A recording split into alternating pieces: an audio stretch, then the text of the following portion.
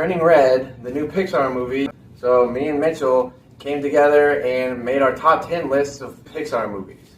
With there being 24 Pixar movies, we'll find out what makes the cut. We don't know each other's lists, and I'll let Mitchell start off. At 10, I have Toy Story 3. For me, this is the third best Toy Story movie. It's fun, but it's not quite as good as the first two. As a trilogy, I know there's a fourth one. Didn't see it. Saw the fourth, and I was like, yeah, definitely go see that. Wasn't too big on the fourth one. A lot of people really liked it, though, and thought it was really good, but I am not of the camp. Well, I'm glad that we're in agreement. But anyways, Toy Story 3, it's a little darker than the first two, so that was a little shocking.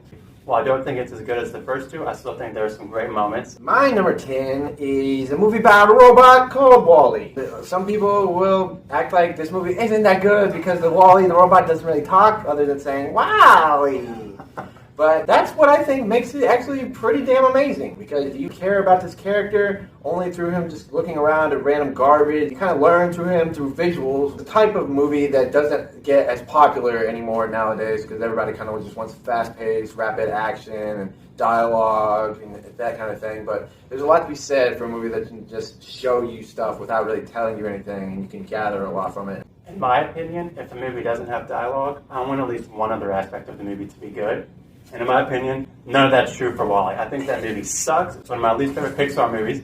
I'm sorry, I'm probably not going to read the comment section of this video because I know it's a very popular movie for a lot of people. I just can't get behind it.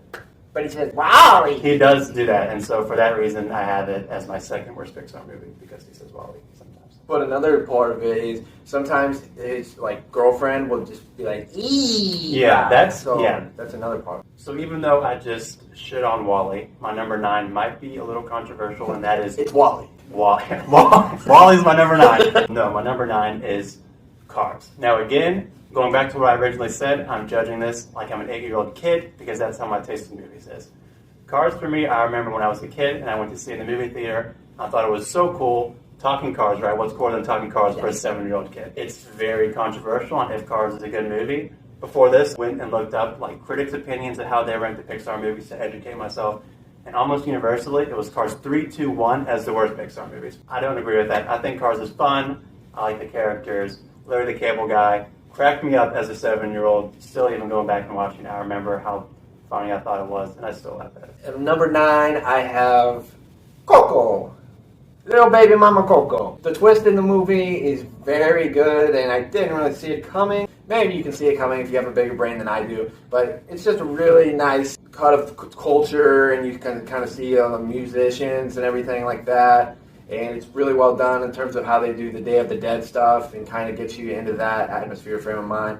And it's just really cool, the visuals and the sort of stuff that they end up doing with it. So that's my number 9. Number 8 for me is Ratatouille. This movie, it didn't make me laugh as much as a lot of my other movies on the list, but I think the story in it is really good. The visuals are good in it too. An interesting concept. Not many animated movies are centered around cooking. But I think the fact that they did something unique and tied in with a good story is why it's ranked number 8 for me on the list. Yeah, a lot of people I know really, really like this movie, but I just remember it's about a rat. Exactly. And he cooks. Exactly. So, that to me, and the point of it is that it's a weird thing, because it's the point of it is, why is the rat cooking? He's just pointing his dream. But at the same time, when I'm watching it, I'm just like, oh yeah, that rat should not be cooking. So I totally don't understand the point of the movie, clearly. The Frenchiness of it and the rat cooking, there's more interesting movies for me from Pixar, even though it is a very well done movie. But like I said, Pixar has a lot of great movies, so it's kind of hard to just pick 10 of them. For me, the movie does a lot for advancing rats in society, right? Yes. Before they were looked on as, oh, a rat can't cook? Oh, watch Ratatouille and talk to me, right? I mean, it's just a very powerful movie, very progressive. Anyone can cook. Anyone can cook, exactly. Number 8, going to get a little bit emotional, because number 8 is Inside Out.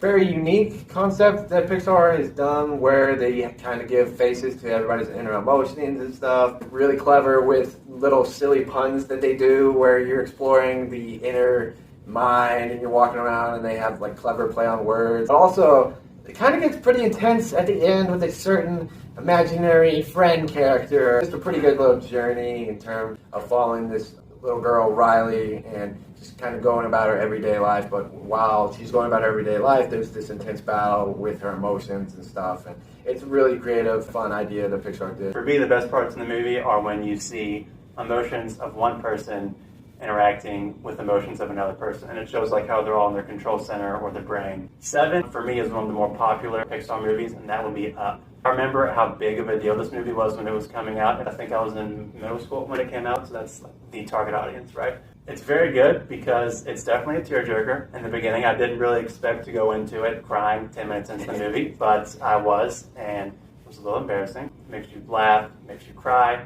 It's also just a pretty good story to follow. For me, I know this is indicative of my very basic sense of humor, but I think the dog is hilarious, and I think he makes the movie. At number 7, I have Finding Nemo. I could argue with myself that it probably should be a little higher on my list, but once we get past number 8 here, they're all very, very extremely Very good close. movies. Finding Nemo, one of their best looking movies, even though it came out in 2004. Literally looks like you're inside of the ocean. Looks so damn good, still to this day, and you've got a fun cast of characters. Ellen DeGeneres playing Dory and not having a good memory. Marlon kind of is the straight man to her insanity. Even other than the ocean stuff, like when they get to the dentist's office and have little scenes set in a fish tank, it's just really well done, and they add even more characters to it, and the pelican's great, the whale is great, the turtle is great. There's so many characters you can just name off. Maybe the best thing about Finding Nemo led to the super necessary part 2 of Finding Dory. I mean, that was the movie. Yeah, for sure. Right, so that was the movie. So that was the movie, yeah. Honestly, I honestly do think Finding Dory was pretty good. It was. It was. Number 6 for me, Inside Out. Probably my favorite recent Pixar movie. This is a movie that I feel like I could really appreciate as an adult, and I definitely would have liked it as a kid too. You can kind of see how the emotions interact with each other differently and which ones are more prominent based on, again, like age, gender, and stuff like that. So it's just a really cool concept, and it's really funny. Again, there's some sad parts, which you would expect in a movie about emotions. Shocker. Number 6 on my list, and was also on the previous list we did. And number 6 is The Incredibles. Great movie, start to finish. Just kind of get a sense that it's an actual movie. Other animated movies, sometimes people are like, oh, that's for kids. That's like a silly little kid movie. You can have fun with it. Honestly, all of my top 7 Pixar movies, these are all actual movies. Some of the best movies of all time. The Incredibles, yeah, it's just a fun cast of characters while also being a serious story, even though it's in the guise of superhero story, so you might not be like, oh, it's really not serious, but no, it kind of is, especially all the little things they kind of are talking about in like the subtext of everything. It's just really well done. And plus, it's just totally wicked! That's a reference. From Finding Dory. From Finding Dory, yeah. Number 5. For me, this is a classic Monsters, Inc. This might have been one of the first 2 or 3 Pixar movies that I've seen. I remember watching it as a kid, how happy it made me, how funny it was. I remember being a little scared too. I hate horror movies, and so as like a 5-year-old kid watching this movie, there were some scary parts. It's about monsters. Surprisingly, yeah, the title doesn't suggest that at all. Mike Wazowski and Sully are hilarious. Great duo. Resulted in a great prequel, Monsters University. So that was another movie. It was decent enough. Like, it was funny and stuff. But yeah, better or worse than Cars 3? Better. I did not like Cars 3. A lot of people did for some reason, No. but I saw this at drive-in, and yeah, I did not particularly enjoy it. That's Cars 3 in the drive-in, watching Cars in a car. Yeah, I think it was Despicable Me 3, and then it was Cars 3. So it was a hell of a double feature. And I got to see them in the comfort of in my car outside. Oh, yeah. So That's... so it made me get even better. Yeah, number 5, I have Toy Story 3. It's my first Toy Story movie on the list. And Toy Story 3 is really well done in chapter to the story, even though I know we got 4, but it works so well as an ending chapter that it doesn't really make sense that they made it the 4th movie. But that's probably partially why I didn't really care for the 4th movie. So well done, even though it was done over a decade after Toy Story 2. It really does wrap it up with a bow to where it makes sense that even though it was 13 or so years after Toy Story 2, it makes sense and it was sort of necessary to make this movie, do something a little bit different with the villain and lots of all these different movies. They always add some new type of toy. Now you can have daycare toys. They have a little girl's toys in this movie rather than Andy's toys, so they kind of have that other dynamic, and then they end up going to her in the end, and it's changing with the guard, and it's just really well done, really emotional. I have Finding Nemo at 4. I think that this was probably the best animated movie. I think that the visuals in it are stunning. There's not another Pixar movie that compares to it as far as visuals go for the time. The story is really good. Ellen's fantastic as Dory. I'm not sure that she needed her own movie. And coming in at my number 4, it is Up. It's just a really well done movie, and it's one of the movies that you kind of appreciate more the older you get versus when it comes out and you're kind of used to watching these Toy Story movies and it's kind of things like that, which have just as much of a serious weight, but they're kind of thrown at you through the lens of, hey, these are toys doing this stuff, or like, hey, Finding Nemo, these are fish doing this stuff. But like Up is set in the real world. As you get older, you realize that this is just such a well-told story from the opening, where you're not really expecting to get thrust into it, but then you realize, oh, it's a Pixar movie. So yeah, I guess it makes sense that I'm crying the first 10 minutes. You've got the really awesome kid with Russell coming into the old man Fredrickson's life, both with such well-done characters, with such well-done motivations, stemming from his wife, and then Russell's dad, and that whole relationship there. The villain even has a really good motivation and good character, where you kind of, at first when you're seeing him, you're like, oh, this is the guy that he's looked up to this whole time. Then all of a sudden he turns into a psychopath, and it just kind of rages on. It's just a really well-done adventure even then, because you're literally going from his house, it's flying into the air with balloons, and they go to freaking South America, so they kind of have the whole gambit covered with different settings and things. Just hilarious, heartwarming, really well done story. At 3, I'm having Toy Story. I had a hard time putting this at 3. For me, it was super close. It could have easily been 2 or 1. The dynamic between Buzz and Woody in this movie is awesome. I think it's hilarious how Buzz kind of comes in and he's like the new cool toy, and whereas Woody was sort of the old ringleader of all the toys, and Andy's favorite toy, and now this shiny new toy comes in and is mixing everything up. There's a lot of great moments where Buzz and Woody are kind of sizing each other up and trying to establish like who's going to be the ringleader. It starts off sort of being like they're butting heads, and then towards the end when they start to work together and accept each other. That's why I like this movie so much, their relationship. I was Buzz Lightyear for Halloween like 4 years in a row. Then you definitely should not watch Toy Story 4, because they make Buzz literally just a joke. That's okay as long as the fork's in it. For my number 3, I'm going to go in a completely different direction, and that movie is Toy Story. Now, you might not have heard of this movie, but it might not be in the top of your list, but it's on my list. It's at number 3. You would not have put it there. I would not have done that. For damn sure. Yeah. That is a controversial spot to put Toy Story. That might hurt your credibility. It started it all. It started Pixar. It made Pixar what it is today. It's just really well done, really smart, clever story. Journey with these toys, and Mitchell already went over all this stuff literally 2 seconds ago. But in the end, it's just a really good movie. Moving on to number 2, for me that is The Incredibles. It's appealing to both adults and kids. For me, I think that the villain syndrome is hilarious. It's kind of like the little brother complex he has the whole time, to looking up to Mr. Incredible, and then the flashbacks of Mr. Incredible just repeatedly brushing him off. It's a great origin story for Syndrome. Number 2 on my list, I have Monsters, Inc. Another one of those simple ideas, like having toys talk and things. It's a simple thing where it's like, kids, monsters. That makes sense. Let's do a movie where all the characters are monsters, but you're kind of exploring their day-to-day activities. Like, they have a job where they have to be monsters. Monsters have a 9 to 5. Right, yeah. They have a work day just like you and me. They go in and they clock in and scare some kids. In terms of the world building they have here, and they also do a really good job of incorporating a human character in here with Boo, where she can kind of explore this world as a little girl and just getting into the funniness of, oh, these are literally monsters. She should be terrified of these monsters, but she's kind of friends with a lot of them, other than Randall, who is just a straight-up asshole. It's hilarious, and the ending is one of the sadder endings in a Pixar movie, with the door and how it doesn't work, so he can't go see Boo again. I think, for me, the best part of that movie is the relationship between Boo and Sully, because the movie starts out with Sully's kind of like the top dog at this, scaring company, and he's a hard ass going through scaring kids and, making money, almost like a celebrity. Then meets this child, and then their relationship grows, and it shows a softer side of this monster. He kind of starts thinking about the implications of his job and what it's doing to other things. And it's kind of a really good metaphor for just working your 9 to 5 job and just trying to make money and be the top performer or whatever. But in reality, you step back and you realize that family is important, and building these relationships with other people, just being a good person, is also something that you should be doing in your life as well. I sort of just realized that as Mitchell was talking, which only furthers my cementation of it at number 2. Number 1, for me, I think Toy Story 2 is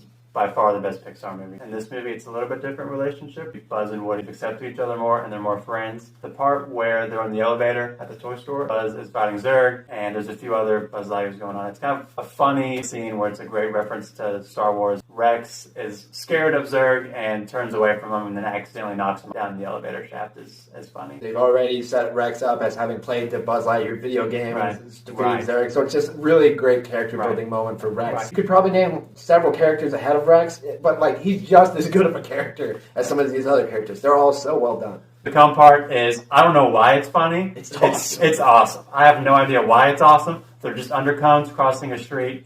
For some reason, it is great. It is one of my favorite Pixar scenes. And then I'll kick it over to you, Bryce, for your number one. At the very top of my list is a movie called Toy Story 2. Far and away the best Pixar movie. The same stuff that's great about Toy Story, but they add to it, where they have older toys where they've been discarded and they're going to go to museums and things, and that can kind of builds on the narrative exponentially because it gets into morality in a kids movie, and you're just like, holy crap, they're doing with all this stuff. But plus they add fun new characters like Jessie, Bullseye, Stinky Pete, and Wayne Knight.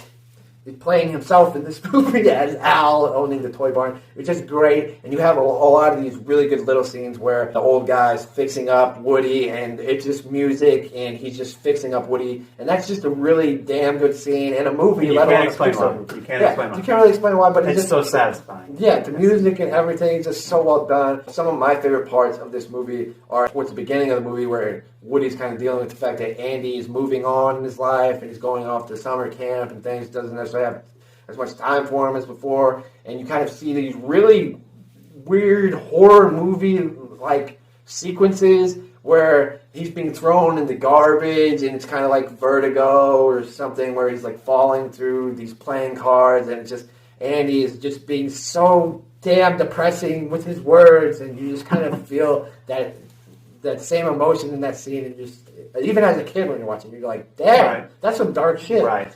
But yeah, I just think it's really well done. Honorable mentions. Actually, I've ranked all of them from 24 to 11. 24, I have Cars 2. Definitely the worst of Pixar movies, I think. Cars 3 at 23. 22, I have The Good Dinosaur. I forgot that movie even was ever made. 21, I have Brave. It just kind of seems more like a Disney movie than a Pixar movie. 20, I have Toy Story 4. And 19, I have Cars. The fact that Cars is lower on your list than WALL-E is upsetting to me. Number 18, Incredibles 2. Villain is not nearly as good. And since The Incredibles' first villain is so good, it just kind of pisses you off with how predictable the villain is. 17, I have Monsters University. It's a great college story. Project X, Monsters University. What do you think about college movies? You think about Project X? Yeah, classic college movies, right? Project X is probably one of my favorite college movies because it takes place in high school. Oh my god. Okay, Bryce accidentally said his first movie before his second movie, so we're going to include that on. Don't make fun of me for saying. I definitely did not cut around it. Bryce cut around. I have no. When you see an awkward cut, it's because he said Toy Story 2 before his second movie. No, there were no awkward cuts in this. All this is totally seamless. This is you can totally not know where I cut it because I did such a great job. The production budget on this is totally more than 2 shoeboxes and an iPhone. Yeah, not at all. Actually cheaper because it is not an iPhone, it is Android. Oh. So we are going that far in quality. At number 16, Soul. Pretty interesting for what it was, but didn't really do too much for me ultimately like other people. 15, I have Finding Dory, which we've already talked about. And at 14, I have a movie that not a lot of people thought was that good, but I honestly really enjoyed it. Really good ending and really good story set up with that, and that is Onward. 13, I have Luca, which came out last year. At 12, I have Ratatouille, which would be number 1, number 5 on the line of everybody's list. Yeah. But for me, like I said, the French stuff and the rat thing, it's just not my kind of movie, and that's okay. Number 11, I have A Bug's Life, which I really wanted to put in my top 10, but ultimately I couldn't convince myself that it was actually better than WALL-E, Coco, or Inside Out. That was our ranking of Pixar movies. Hopefully you enjoyed it. We'd love to know what you think and what your list would consist of and your thoughts on the various Pixar movies that have come out. I'm looking forward to seeing Turning Red streaming on Disney+. It's not going to be in theaters because Disney hates Pixar for some reason, I guess. Is it really only streaming? Yeah, they done it the last couple times. Luca was only streaming. Really? I didn't know that either. And then Onward started off as in theaters, but then they quickly pulled I saw that one streaming. I saw that one streaming, but I thought and Soul was also I had no streaming, idea. and that came out during Christmas. Yeah. So yeah, I don't know why they dislike Pixar movies. They'll put their own movies in theaters. Well, I mean, if you they think won't about put it, the Pixar's. Pixar doesn't really have that Like, it hasn't earned that status. Like, their track record is, they make quality. Right. Anyway, want to know what you think, and I'll see you on the next video.